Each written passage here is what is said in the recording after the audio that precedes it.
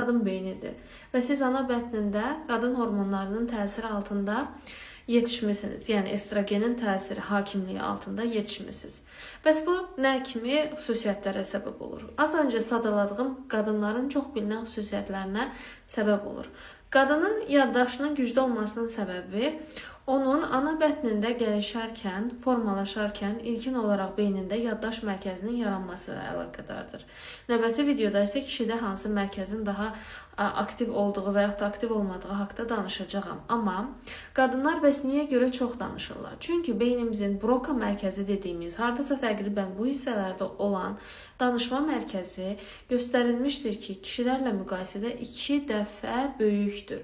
Bu isə onların daha çox danışmağının səbəbini göstərir. Yəni bu qadının mənfi xüsusiyyəti kimi qələmə verilir, amma edəcəyi bir şey yoxdur.